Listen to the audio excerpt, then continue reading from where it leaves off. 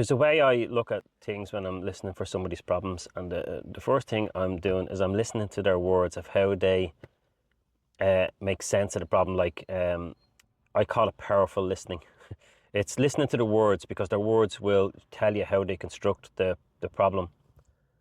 And if you listen to a person's words, like do play around with this.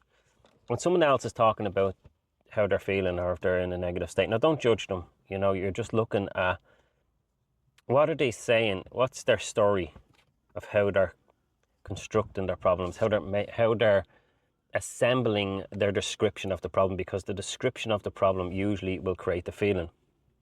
And this is no personal reflection on anybody.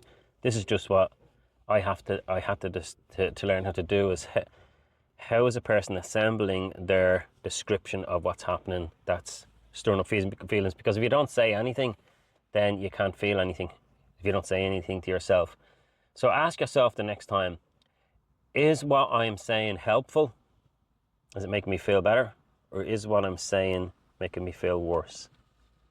And yes, maybe there is stuff going on outside that's rightfully bad, and you're kind of saying, look, Paul, I've got this shit going on, and I'm not denying that in any way. But how you're talking to yourself about the shit that's going on outside, is that making you feel better, or is it making you feel worse? I'm not going to say anything beyond that. I'm not going to say, here's what you do. But when you're aware that you're thinking this way, when you're self-aware and you're starting to ask yourself, okay, am I making myself feel worse by saying this, or am I making myself feel better? That can help, you know? So let's leave it at that and just go off for the rest of the day. Maybe write it on your hand. I used to do that. I used to write this stuff on my hand, and, you know, just to make sure that or sometimes I'd write it on a piece of paper and I'd apply it during the day. But people's minds are so busy with scrolling and distracted, and their attention's hijacked. It's all over the place. There's all this information coming in. So just slow down, write it on your hand, and then just ask yourself how you're powerful listening. How I'm talking to myself, is this making me feel better, or is it making me feel worse? And if you're watching my other videos, you'll kind of get the gist of this, that there is another way that you can actually talk to yourself that will make you feel better, if that's your intention. And nobody has the intention to feel bad. Everybody's intention is they want to feel good.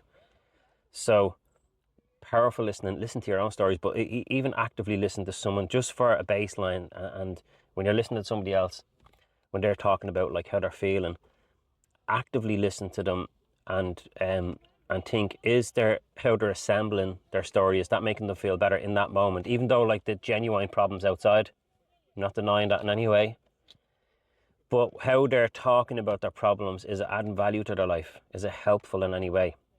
Or is it just stirring up feelings? And maybe they're getting some sort of help out of it because they're trying to figure it out. That's another thing we have to talk about another time. But in that moment, if you don't know that this is a way of thinking, then you might actually just go on and on and on and on and on in your head with this, assembling this description of the problems outside, and torment yourself for the whole day. Just torment yourself for 10 minutes or 5 minutes. But figure out that if you want to torment yourself for hours, are you assembling the description like consistently, persistently? Are you persistent at talking about the problem? And in that moment, then you might realize, I've got a choice here. Actually, I can just enjoy today and still know that I had the problem. I felt bad about it later on, and maybe I'll feel bad about it later if I want. But having that choice is really powerful, and it can help you. So I hope this helps.